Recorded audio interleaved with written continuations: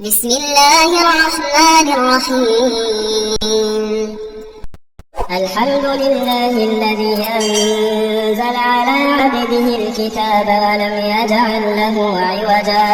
قيما لينذر بأسا شديدا من لدنه ويبشر المؤمنين الذين يعملون الصالحات أن لهم أجرا حسنا ماكثين فيه أبدا وينذر الذين قالوا اتخذ الله ولدا ما لهم به من علم ولا لآبائهم كبرت كلمة تخرج من أفواههم إن يقولون إلا كذبا فلعلك باخع نفسك على آثارهم إن لم يؤمنوا بهذا الحديث أسفا إنا جعلنا ما على الأرض زينة لها لنبلوهم أيهم أحسن عملا وإنا لجاعلون ما عليها صعيدا جرزا أم حسبت أن أصحاب الكهف والرقيم كانوا من آياتنا عجبا إذ أوى الفتية إلى الكهف فقالوا ربنا آتنا من لدنك رحمة وهيئ لنا من أمرنا رشدا فضربنا على آذانهم في الكهف سنين عددا ثم بعثناهم لنعلم أي الحزبين أحصى لما لبثوا أبدا نحن نقص عليك نبأهم بالحق إنهم فتية آمنوا بربهم وزدناهم هدى وربطنا على قلوبهم إذ قاموا فقالوا ربنا رب السماوات والأرض لن ندعو من دونه إلها لقد قلنا إذا شططا هؤلاء قومنا اتخذوا من دونه آلهة لولا يأتون عليهم بسلطان بين فمن أظلم ممن افترى على الله كذبا وإذ اعتزلتموهم وما يعبدون إلا الله فأووا إلى الكهف ينشر لكم ربكم من رحمته ويهيئ لكم من أمركم مرفقا وترى الشمس إذا طلعت تزاور عن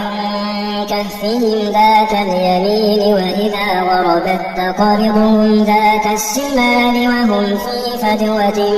منه ذلك من آيات الله من يهد الله فهو المهتد ومن يضلل فلن تجد له وليا مرشدا وتحسبهم أيقاظا وهم رقود ونقلبهم ذات اليمين وذات الشمال وكلبهم باسط ذراعيه بالوصيد لو اطلعت عليهم لوليت منهم فرارا ولملئت منهم رعبا وكذلك بعثناهم ليتساءلوا بينهم قال قائل منهم كم لبثتم قالوا لبثنا يوما أو بعض يوم قالوا ربكم أعلم بما لبثتم فابعثوا أحدكم بورقكم هذه إلى المدينة فلينظر أيها أزكى طعاما فليأتكم برزق منه وليتلطف ولا يشعرن بكم أحدا إنهم إن يظهروا عليكم يرجموكم أو يعيدوكم في ملتهم ولن تفلحوا إذا أبدا وكذلك أعثرنا عليهم ليعلموا أن وعد الله حق وأن الساعة لا ريب فيها إذ يتنازعون بينهم أمرهم فقالوا بنوا عليهم بنيانا ربهم أعلم بهم قال الذين غلبوا على أمرهم لنتخذن عليهم مسجدا سيقولون ثلاثة رابعهم كلبهم ويقولون خمسة سادسهم كلبهم رجما بالغيب ويقولون سبعة وثامنهم كلبهم قل ربي أعلم بعدتهم ما يعلمهم إلا قليل فلا تمار فيهم إلا مراء ظاهرا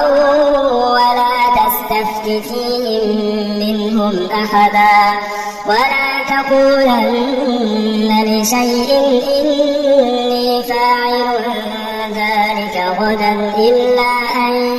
يشاء الله واذكر ربك إذا نسيت وقل عسى أن يهديني ربي لأقرب من هذا رشدا ولبثوا في كهفهم 300 سنين وازدادوا 9 قل الله أعلم بما لبثوا له غيب السماوات والأرض أبصر به وأسمع ما لهم من دونه من ولي ولا يشرك في حكمه أحدا واتل ما أوحي إليك من كتاب ربك لا مبدل لكلماته ولا تجد من دونه ملتحدا واصبر نفسك مع الذين يدعون ربهم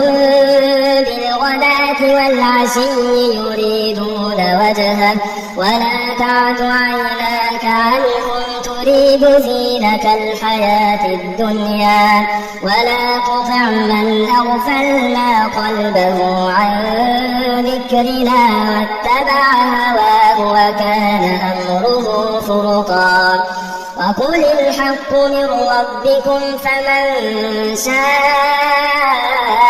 فليؤمن ومن شاء فليكفر إنا أعتدنا للظالمين نارا أحاط بهم سرادقها وإن يستغيثوا يغاثوا بماء كالمهل يشوي الوجوه بئس الشراب وساءت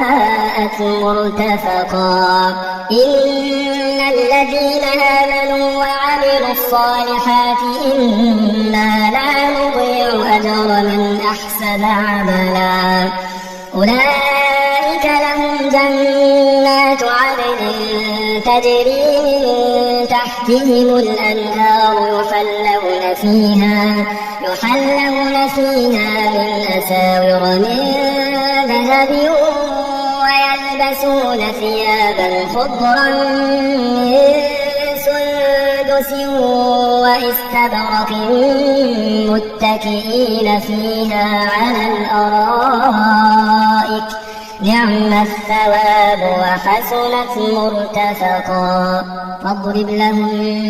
مثل الرجلين جعلنا لأحدهما جنتين من أعناب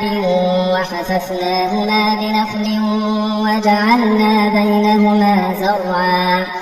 كلتا الجنتين آتت أكلها ولم تظلم منه شيئا وفجرنا خلالهما نهرا وكان له ثمر فقال لصاحبه وهو يحاوره أنا أكثر منك مالا وأعز نفرا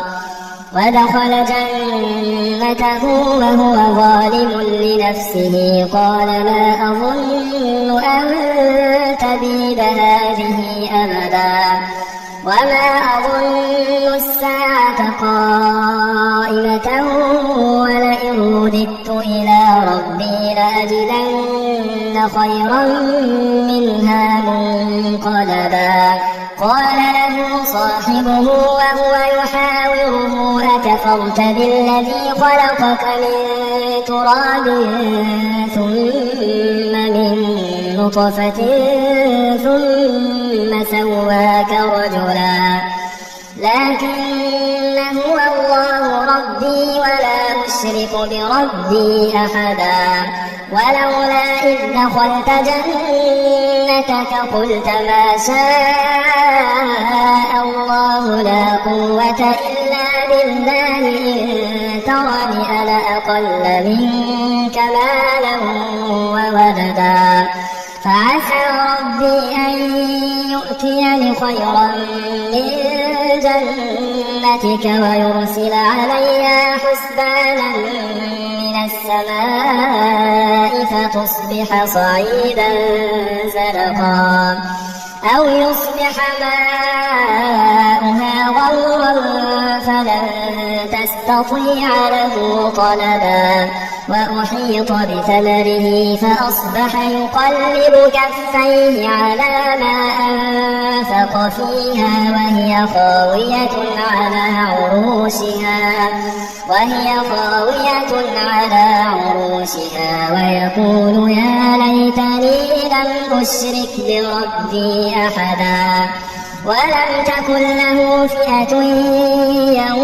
ينصرونه من دون الله وما كان منتصرا. هنالك الولاية لله الحق هو خير ثوابا وخير عقبا. واضرب لهم مثل الحياة الدنيا كماء أنزلناه من السماء فاختلط به نبات الأرض فأصبح هشيما تذروه الرياح وكان الله على كل شيء مقتدرا. المال والبنون زينة الحياة الدنيا والباقيات الصالحات خير عند ربك ثوابا وخير أملا. ويوم نسير الجبال وترى الأرض بارزة وحشرناهم فلم نغادر منهم أحدا وعرضوا على ربك صفا لقد جئتمونا كما خلقناكم أول مرة بل زعمتم أن لن نجعل لكم موعدا. ووضع الكتاب فترى المجرمين مشفقين مما فيه ويقولون يا ويلتنا ما لهذا الكتاب لا يغادر صغيرة ولا كبيرة إلا أحصاها ووجدوا ما عملوا حاضرا ولا يظلم ربك أحدا. وإذ قلنا للملائكة اسجدوا لآدم فسجدوا إلا إبليس كان من الجن ففسق عن أمر ربه أفتتخذونه وذريته أولياء من دوني وهم لكم عدو بئس للظالمين بدلا. ما أشهدتهم خلق السماوات والأرض ولا خلق أنفسهم وما كنت متخذ المضلين عضدا. ويوم يقول نادوا شركائي الذين زعمتم فدعوهم فلم يستجيبوا لهم وجعلنا بينهم موبقا. فرأى المجرمون النار فظنوا أنهم مواقعوها ولم يجدوا عنها مصرفا. ولقد صرفنا في هذا القرآن للناس من كل مثل وكان الإنسان أكثر شيء جدلا. وما منع الناس أن يؤمنوا إذ جاءهم الهدى ويستغفروا يستغفروا ربهم إلا أن تأتيهم سنة الأولين أو يأتيهم العذاب قبلا وما نرسل المرسلين إلا مبشرين ومنذرين ويجادل الذين كفروا بالباطل ليدحضوا به الحق واتخذوا آياتي وما أنذروا هزوا ومن أظلم ممن ذكر بآيات ربه فأعرض عنها ونسي ما قدمت يداه إنا جعلنا على قلوبهم أكنة أن يفقهوه وفي آذانهم وقرا وإن تدعوهم إلى الهدى فلن يهتدوا إذا أبدا وربك الغفور ذو الرحمة لو يؤاخذهم بما كسبوا لعجل لهم العذاب بل لهم موعد لن يجدوا من دونه موئلا وتلك القرى أهلكناهم لما ظلموا وجعلنا لمهلكهم موعدا وإذ قال موسى لفتاه لا أبرح حتى أبلغ مجمع البحرين أو أمضي حقبا فلما بلغا مجمع بينهما نسيا حوتهما فاتخذ سبيله في البحر سربا فلما جاوزا قال لفتاه آتنا غداءنا لقد لقينا من سفرنا هذا نصبا قال أرأيت إذ أوينا إلى الصخرة فإني نسيت الحوت وما أنسانيه إلا الشيطان أن أذكره واتخذ سبيله في البحر عجبا قال ذلك ما كنا نبغي فارتدا على آثارهما قصصا فوجدا عبدا من عبادنا آتيناه رحمة من عندنا وعلمناه من لدنا علما قال له موسى هل أتبعك على أن تعلمني مما علمت رشدا قال إنك لن تستطيع معي صبرا وكيف تصبر على ما لم تحط به خبرا قال ستجدني إن شاء الله صابرا ولا أعصي لك أمرا قال فإن اتبعتني فلا تسألني عن شيء حتى أحدث لك منه ذكرا فانطلقا حتى إذا ركبا في السفينة خرقها قال أخرقتها لتغرق أهلها لقد جئت شيئا إمرا قال ألم أقل إنك لن تستطيع معي صبرا قال لا تؤاخذني بما نسيت ولا ترهقني من أمري عسرا فانطلقا حتى إذا لقيا غلاما فقتله قال أقتلت نفسا زكية بغير نفس لقد جئت شيئا نكرا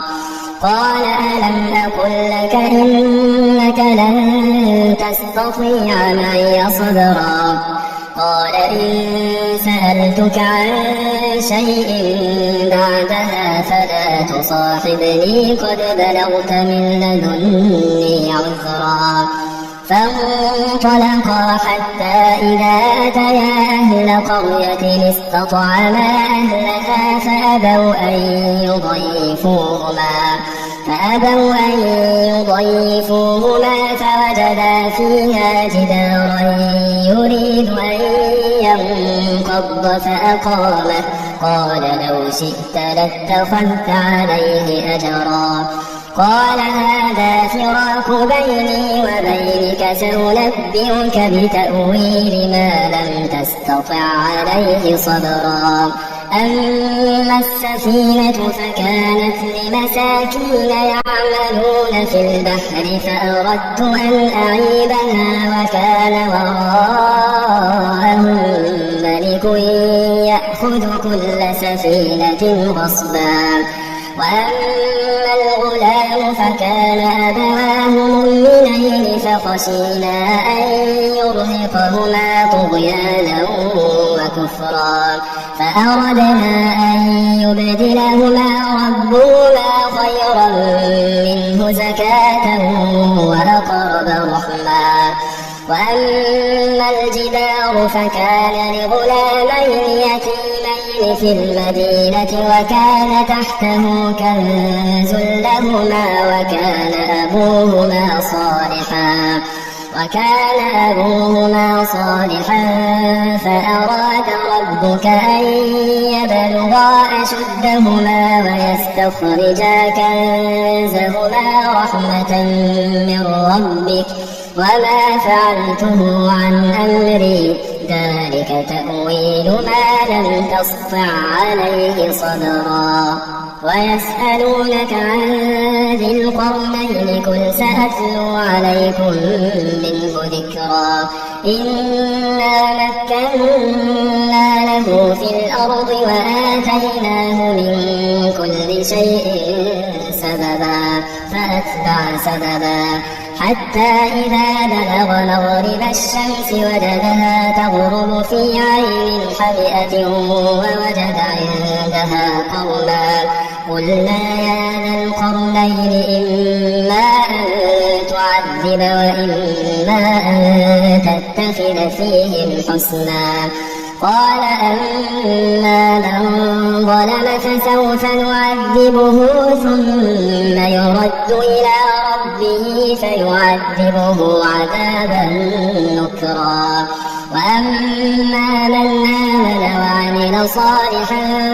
فله جزاء الحسنى وسنقول له من أمرنا يسرا. ثم أتبع سببا حتى إذا بلغ مطلع الشمس وجدها تطلع على قوم لم نجعل لهم من دونها سترا. كذلك وقد أحطنا بما لديه خبرا. ثم أتبع سببا حتى إذا بلغ بين السدين وجد من دونهما قوما لا يكادون يفقهون قولا. قالوا يا ذا القرنين إن يأجوج ومأجوج مفسدون في الأرض فهل نجعل لك خرجا على أن تجعل بيننا وبينهم سدا. قال ما مكني فيه ربي خير فأعينوني بقوة أجعل بينكم وبينهم ردما. آتوني زبر الحديد حتى إذا ساوى بين الصدفين قال انفخوا حتى إذا جعله نارا قال آتوني أفرغ عليه قطرا. فما استطاعوا أن يظهروه وما استطاعوا له نقبا. قال هذا رحمة من ربي فإذا جاء وعد ربي جعله دكا وكان وعد ربي حقا. وتركنا بعضهم يومئذ يموج في بعض ونفخ في الصور فجمعناهم جمعا. وعرضنا جهنم يومئذ للكافرين عرضا. الذين كانت أعينهم في غطاء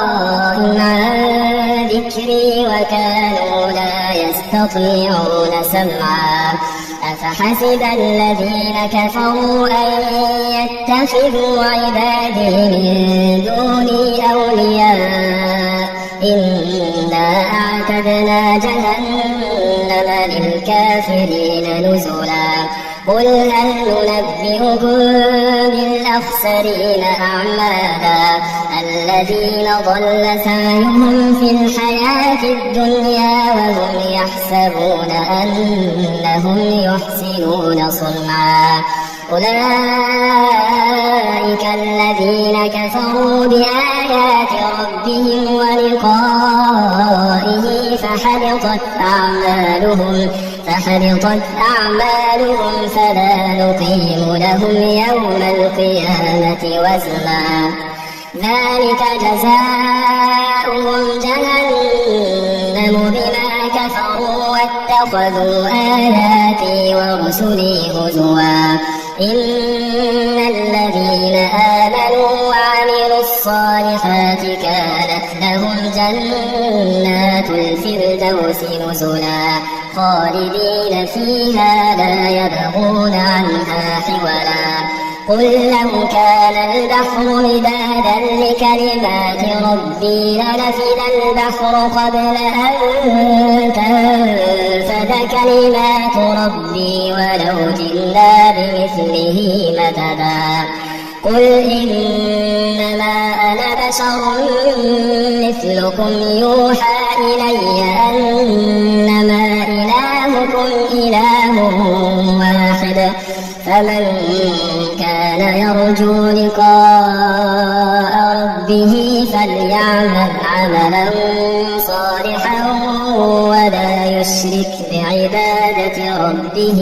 أحدا. بسم الله الرحمن الرحيم ياسين والقرآن الحكيم إنك لمن المرسلين على صراط مستقيم تنزيل العزيز الرحيم لتنذر قوما ما أنذر آباؤهم فهم غافلون لقد حق القول على أكثرهم فهم لا يؤمنون إنا جعلنا في أعناقهم أغلالا فهي إلى الأذقان فهم مقمحون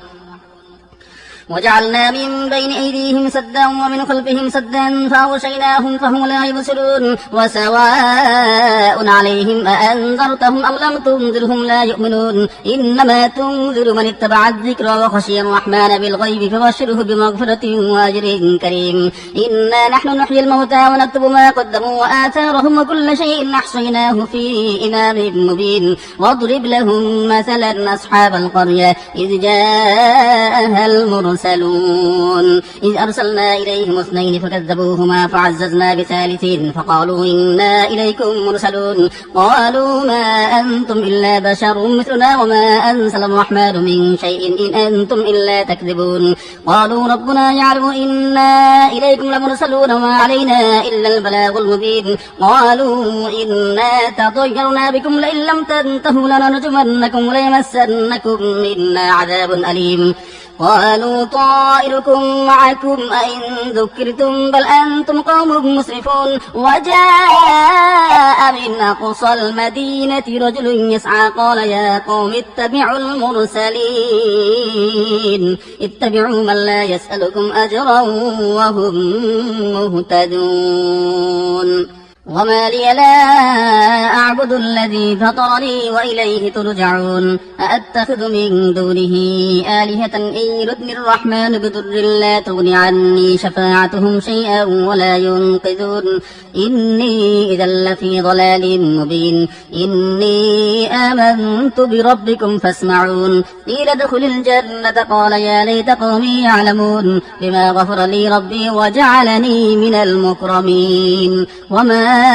أنزلنا على قومه من بعده من جند من السماء وما كنا منزلين إن كانت إلا صيحة واحدة فإذا هم خامدون يا حسرة على العباد ما يأتيهم من رسول إلا كانوا به يستهزئون ألم يروا كم أهلكنا قبلهم من القرون أنهم إليهم لا يرجعون وإن كل لما جميع لدينا محضرون وآية لهم الأرض الميتة أحييناها وأخرجنا منها حبا فمنه يأكلون وجعلنا فيها جنات من نخيل وأعناب وفجرنا فيها من العيون ليأكلوا من ثمره وما عملته أيديهم أفلا يشكرون سبحان الذي خلق الأزواج كلها مما تنبت الأرض ومن أنفسهم ومما لا يعلمون وآية لهم الليل نسلخ منه النهار فإذا هم مظلمون والشمس تجري لمستقر لها ذلك تقدير العزيز العليم والقمر قدرناه منازل حتى عاد كالعرجون القديم لا الشمس ينبغي لها أن تدرك القمر ولا الليل سابق النهار وكل في فلك يسبحون وآية لهم أنا حملنا ذريتهم في الفلك المشحون وخلقنا لهم من مثله ما يركبون وإن نشأ نغرقهم فلا صريخ لهم ولا هم ينقذون إلا رحمة منا ومتاعا إلى حين وإذا قيل لهم اتقوا ما بين أيديكم وما خلفكم لعلكم ترحمون وما تأتيهم من آية من آيات ربهم إلا كانوا عنها معرضين وإذا قيل لهم أنفقوا مما رزقكم الله قال الذين كفروا للذين آمنوا أنطعم من لو يشاء الله أطعمه إن أنتم إلا في ضلال مبين ويقولون متى هذا الوعد إن كنتم صادقين ما ينظرون إلا صيحة واحدة تأخذهم وهم يخصمون فلا يستطيعون توصية ولا إلى أهلهم يرجعون ونفخ في الصور فإذا هم من الأجداث إلى ربهم ينسلون قالوا يا ويلنا من بعثنا من مرقدنا هذا ما وعد الرحمن وصدق المرسلون إن كانت إلا صيحة واحدة فإذا هم جميع لدينا محضرون فاليوم لا تظلم نفس شيئا ولا تجزون إلا ما كنتم تعملون إن أصحاب الجنة اليوم في شغل فاكهون هم وأزواجهم في زلال على الأرائك متكئون لهم فيها فاكهة ولهم ما يدعون سلام قولا من رب رحيم وامتازوا اليوم أيها المجرمون ألم أعهد إليكم يا بني آدم ألا تعبدوا الشيطان إنه لكم عدو مبين وأن اعبدوني هذا صراط مستقيم ولقد أضل منكم جبلا كثيرا أفلم تكونوا تعقلون هذه جهنم التي كنتم توعدون اصلوها اليوم بما كنتم تكفرون اليوم نختم على أفواههم وتكلمنا أيديهم وتشهد أرجلهم بما كانوا يكسبون ولو نشاء لطمسنا على أعينهم فاستبقوا الصراط فأنى يبصرون ولو نشاء لمسخناهم على مكانتهم فما استطاعوا مضيا ولا يرجعون ومن نعمره ننكسه في الخلق أفلا يعقلون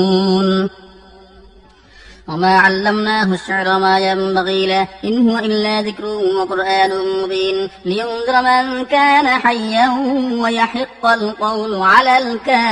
الكافرين أولم يروا أنا خلقنا لهم مما عملت أيدينا أنعاما فهم لها مالكون وذللناها لهم فمنها ركوبهم ومنها يأكلون ولهم فيها منافع ومشارب أفلا يشكرون واتخذوا من دون الله آلهة لعلهم ينصرون لا يستطيعون نصرهم وهم لهم جند محضرون فلا يحزنك قولهم إنا نعلم ما يسرون وما يعلنون أولم يرى الإنسان أنا خلقناه من نطفة فإذا هو خصيم مبين وضرب لنا مثلا ونسي خلقه قال من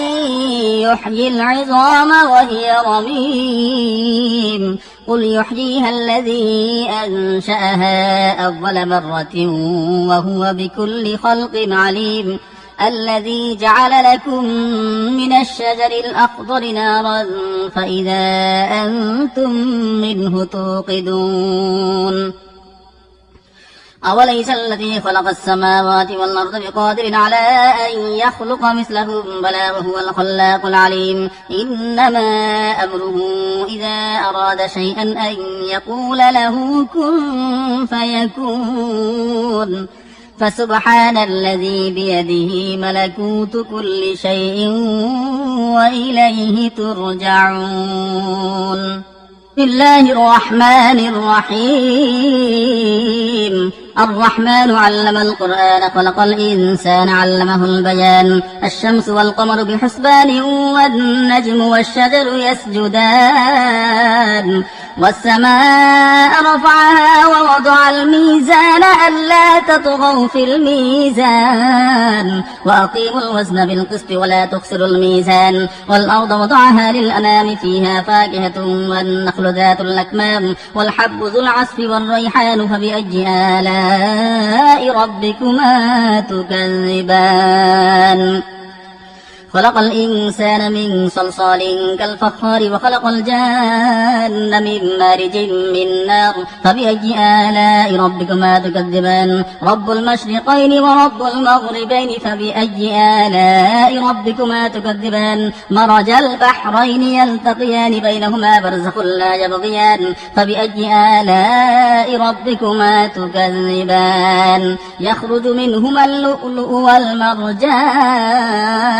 فبأي آلاء ربكما تكذبان وله الجوار المنشآت في البحر كالأعلام فبأي آلاء ربكما تكذبان كل من عليها فان ويبقى وجه ربك ذو الجلال والإكرام فبأي آلاء ربكما تكذبان يسأله من في السماوات والأرض كل يوم هو في شأن فبأي آلاء ربكما تكذبان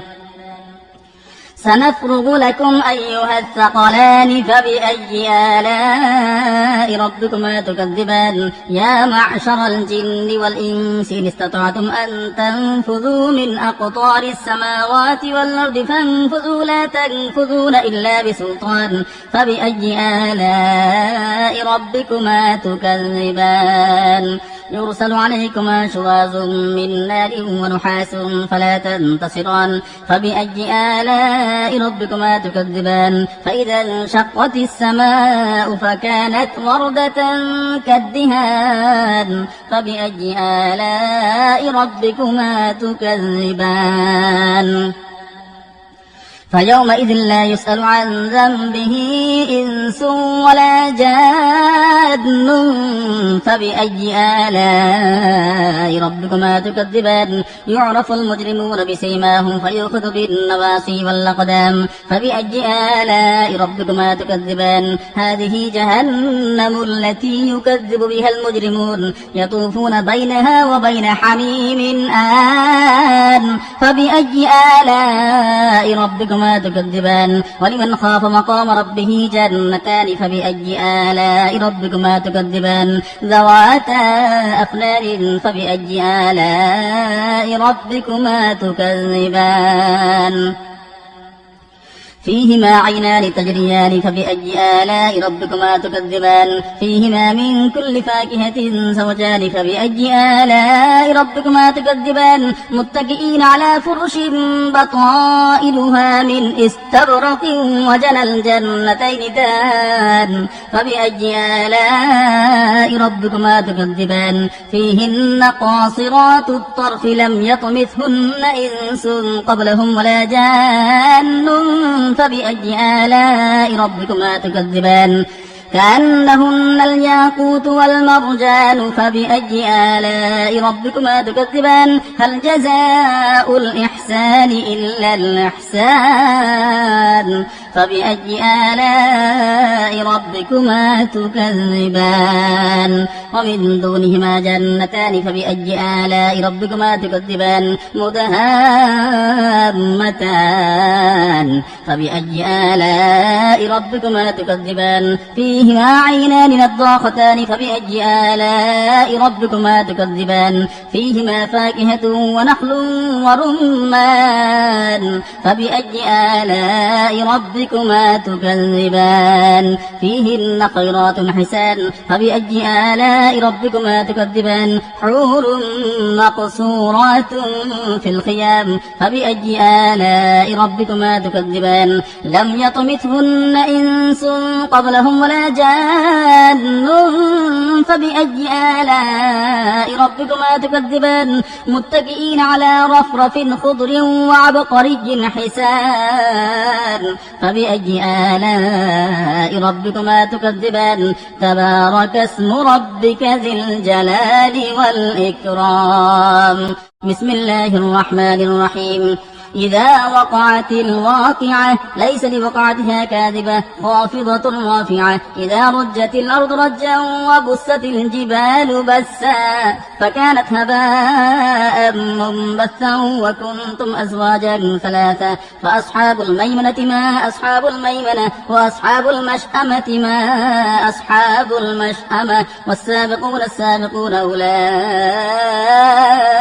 المقربون في جنات النعيم ثلة من الأولين وقليل من الآخرين على سرر موضونة متكئين عليها متقابلين يطوف عليهم بلدان مخلدون بأكواب وأبانيق وكأس من معين لا يصدعون عنها ولا ينزفون وفاكهة مما يتخيرون ولحم طير مما يشتهون وحور عين كأمثال اللؤلؤ المكنون جزاء بما كانوا يعملون لا يسمعون فيها لغوا ولا تأثيما إلا قيلا سلاما سلاما وأصحاب اليمين ما أصحاب اليمين في سدر مخضود وطلح منضود وظل ممدود وماء مسكوب وفاكهة كثيرة لا مقطوعة ولا ممنوعة وفرش مرفوعة إنا أنشأناهن إنشاء فجعلناهن أبكارا عربا أترابا لأصحاب اليمين ثلة من الأولين وثلة من الآخرين وأصحاب الشمال ما أصحاب الشمال في سموم وحميم وظل من يحموم لا بارد ولا كريم إنهم كانوا قبل ذلك مترفين وكانوا يسرون على الحنث العظيم وكانوا يقولون أئذا متنا وكنا ترابا وعظاما أئنا لمبعوثون أو آباؤنا الأولون قل إن الأولين والآخرين لمجموعون إلى ميقات يوم معلوم ثم إنكم أيها الضالون المكذبون لآكلون من شجر من زقوم فمالئون منها البطون فشاربون عليه من الحميم فشاربون شرب الهيم هذا نزلهم يوم الدين نحن خلقناكم فلولا تصدقون أفرأيتم ما تمنون أأنتم تخلقونه أم نحن الخالقون نحن قدرنا بينكم الموت وما نحن بمسبوقين على أن نبدل أمثالكم وننشئكم فيما لا تعلمون ولقد علمتم النشأة الأولى فلولا تذكرون أفرأيتم ما تحرسون أأنتم تزرعونه أم نحن الزارعون لو نشاء لجعلناه حطاما فظلتم تفكهون إنا لمغرمون بل نحن محرومون أفرأيتم الماء الذي تشربون أأنتم أنزلتموه من المزن أم نحن المنزلون لو نشاء جعلناه أجاجا فلولا تشكرون أفرأيتم النار التي تورون أأنتم أنشأتم شجرتها أم نحن المنشئون نحن جعلناها تذكرة ومتاعا للمقبين فسبح باسم ربك العظيم فلا أقسم بمواقع النجوم وإنه لقسم لو تعلمون عظيم إنه لقرآن كريم في كتاب مكنون لا يمسه إلا المطهرون تنزيل من رب العالمين أفبهذا الحديث أنتم مدهنون وتجعلون رزقكم أنكم تكذبون فلولا إذا بلغت الحلقوم وأنتم حينئذ تنظرون ونحن أقرب إليه منكم ولكن لا تبصرون فلولا إن كنتم غير مدينين ترجعونها إن كنتم صادقين فأما إن كان من المقربين فروح وريحان وجنة نعيم وأما إن كان من أصحاب اليمين فسلام لك من أصحاب اليمين وأما إن كان من المكذبين الضالين الظالمين فنزل من حميم وتصلية جحيم إن هذا لهو حق اليقين فسبح باسم ربك العظيم. أعوذ بالله من الشيطان الرجيم. بسم الله الرحمن الرحيم. تبارك الذي بيده الملك وهو على كل شيء قدير الذي خلق الموت والحياة ليبلوكم أيكم أحسن عملا وهو العزيز الغفور الذي خلق 7 سماوات طباقا ما ترى في خلق الرحمن من تفاوت فارجع البصر هل ترى من فطور ثم ارجع البصر كرتين ينقلب إليك البصر خاسئا وهو حسير ولقد زينا السماء الدنيا بمصابيح وجعلناها رجوما للشياطين وأعتدنا لهم عذاب السعير وللذين كفروا بربهم عذاب جهنم وبئس المصير إذا ألقوا فيها سمعوا لها شهيقا وهي تفور تكاد تميز من الغيظ كلما ألقي فيها فوج سألهم خزنتها ألم يأتكم نذير قالوا بلى قد جاءنا نذير فكذبنا وقلنا ما نزل الله من شيء إن أنتم إلا في ضلال كبير وقالوا لو كنا نسمع أو نعقل ما كنا في أصحاب السعير فاعترفوا بذنبهم فسحقا لأصحاب السعير إن الذين يخشون ربهم بالغيب لهم مغفرة وأجر كبير وأسروا قولكم أو اجهروا به إنه عليم بذات الصدور ألا يعلم من خلق وهو اللطيف الخبير هو الذي جعل لكم الأرض ذلولا فامشوا في مناكبها وكلوا من رزقه وإليه النشور أأمنتم من في السماء أن يخسف بكم الأرض فإذا هي تمور أم أمنتم من في السماء أن يرسل عليكم حاصبا فستعلمون كيف نذير ولقد كذب الذين من قبلهم فكيف كان نكير أولم يروا للطير فوقهم صافات ويقبض ما يمسكهن إلا الرحمن إنه بكل شيء بصير أمن هذا الذي هو جند لكم ينصركم من دون الرحمن إن الكافرون إلا في غرور أمن هذا الذي يرزقكم إن أمسك رزقه بل لجوا في عتب ونفور أفمن يمشي مكبا على وجهه أهدى أمن يمشي سويا على صراط مستقيم قل هو الذي أنشأكم وجعل لكم السمع والأبصار والأفئدة قليلا ما تشكرون قل هو الذي ذرأكم في الأرض وإليه تحشرون ويقولون متى هذا الوعد إن كنتم صادقين قل إنما العلم عند الله وإنما أنا نذير مبين فلما رأوه زلفة سيئت وجوه الذين كفروا وقيل هذا الذي كنتم به تدعون قل أرأيتم إن أهلكني الله ومن معي أو رحمنا فمن يجير الكافرين من عذاب أليم قل هو الرحمن آمنا به وعليه توكلنا فستعلمون من هو في ضلال مبين قل أرأيتم إن أصبح ماؤكم غورا فمن يأتيكم بماء